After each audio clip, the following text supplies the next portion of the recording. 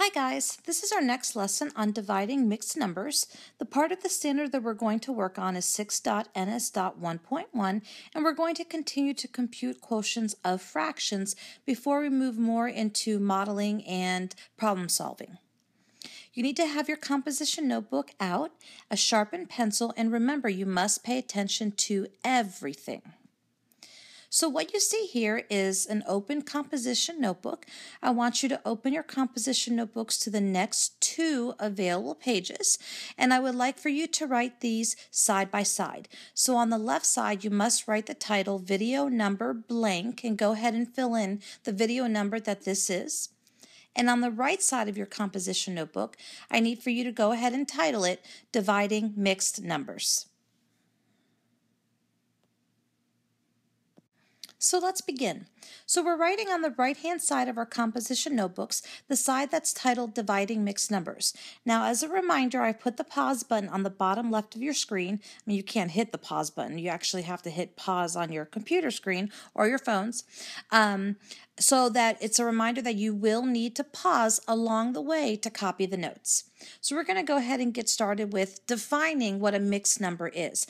Now we talked about this in class the other day. So for example, we have 4 2/5. What you would do to 4 2/5 to turn it into an improper fraction is you need to take your 5, which is your denominator, multiply by 4, that's 20, plus 2 gives you 22 over 5. So a mixed number, remember, is a whole number. So there's our whole number part right there. And then it's a fraction as well. And so when they're put together, they're called mixed numbers. Now off to the right over here, so you can see this guy right over here. This is similar to the page that I had projected and shown to you in class. And it's just there as a reminder on how to turn mixed numbers into improper fractions by making them mad. Remember, the M represents multiplication, the A, addition, the D means denominator. You keep the same denominator. So you've got an example to look through. All right, so let's go ahead and get started with our steps. So steps on dividing mixed numbers. Go ahead and write that down and pause your video and push play when you're ready for the next step. So step number 1, you're going to copy the problem. We're going to work on an example to the right of these notes, just like we did in our previous notes. So the example I'm going to give you first is 2 3/8 divided by 1/4. So once you copy your example, step 2 is for you to write the mixed numbers as improper fractions. Now in the example that you see here, the 2 3/8 divided by 1/4, only one of those two numbers are mixed numbers. So we only need to change the 2 3/8 into an improper fraction. So you would start with the 8. 8 times 2 gives you 16 plus 3 gives you 19, and then your denominator remains an 8. So we're going to go ahead and change it to 19 over 8 divided by 1/4. So now going back over to the left for step 3, you're going to complete the same steps as with dividing fractions, which is KCF. Now we've got those specific steps. If you turn your notebooks one page backwards, you should see that you've got those steps listed in there on how to divide fractions. So the steps are identical. You just need to make sure that both your numbers are fractions before you can keep it, change it, flip it. So that's what we're going to do now. Keep it, change it, and flip it. The 19 over 8 stays the same. The divide changes to a multiplication, and my 1/4 turns into a 4 over 1.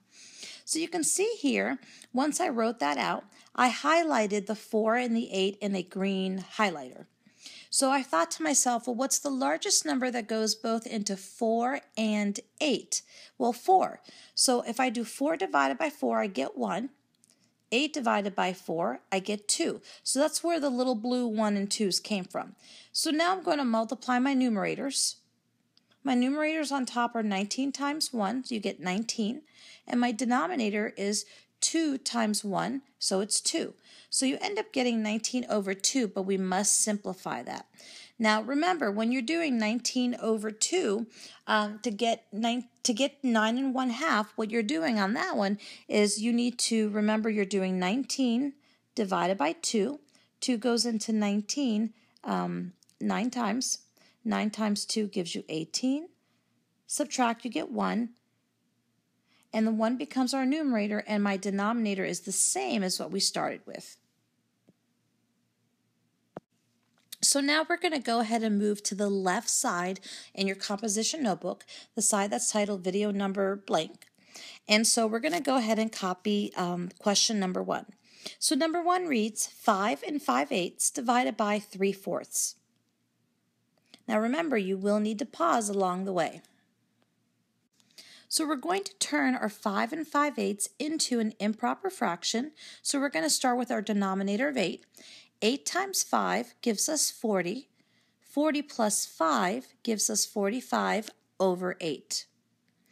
So then we're going to go ahead and recopy the remainder of the problem. Now I'm going to KCF. So I'm going to keep my first fraction exactly the way I see it, which is 45 over 8.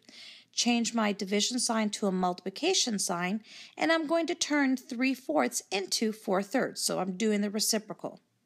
So now I most definitely want to cross simplify because I don't want to be multiplying and then dividing large numbers. So the first thing I'm going to do here is look at my diagonals. The easiest ones to look at is the 4 and the 8. Well, I know that 4 goes into 4 and 8, so I'm going to divide both those numbers by 4. 4 divided by 4 gives you 1. 8 divided by 4 gives you 2.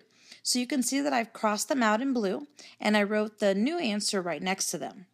So now if you look at the 45 and the 3, so for those of you that are really good with your multiplication facts, hopefully you notice that 3 is a factor of 45. So you can divide both 45 and 3 by 3. So 3 divided by 3 is 1. 45 divided by 3 gives you 15. So now I'm going to multiply my numerators. 15 times 1 gives you 15. And my denominators, 2 times 1 gives you 2.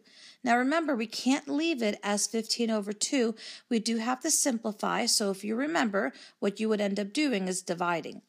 Now what I have over here at the bottom is if I had not cross-simplified, that would be the work that I would have to do. If I did 45 times 4, which is my numerator numbers, I would get 180. And then if I did 8 times 3, I'd get 24. Then who wants to sit there and do long division? We spent weeks on that stuff. So I'm going to get rid of that.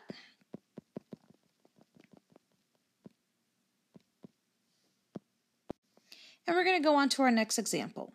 So our next example reads 4 1/5 divided by 2 1/3. In this example, you'll notice that both numbers are mixed numbers. So you just need to turn both of them into improper fractions. So go ahead and pause your video and give this problem a try from beginning to end. The numbers will not be as big as the previous one.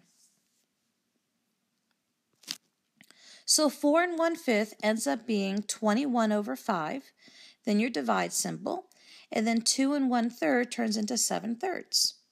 So now I'm going to keep it, change it, and flip it. So I'm going to go ahead and rewrite it as 21 over 5 times 3 over 7. Definitely going to try to cross simplify here. Now the 3 and the 5 have no common factors. There's no numbers that go into 3 and 5. But the 7 and the 21 do share a 7. So we're going to divide both those numbers by 7. 7 divided by 7 gives you 1. 21 divided by 7 gives you 3. So now if you look at your numerators, you've got a 3 times 3, you get 9. 5 times 1, you get 5. 9/5, when you simplify it, ends up giving you 1 4/5. All right, guys, it's now your turn. What I want you to do is complete questions 3 and 4 on your own. We're going to check those in class tomorrow together. Now on number 3, don't let that trick you. It's a whole number 8. Remember, what do we do to 8 to turn it into a fraction? You have to put it over a denominator of 1. All right, you guys, that's it for now. And we'll see you back in class real soon.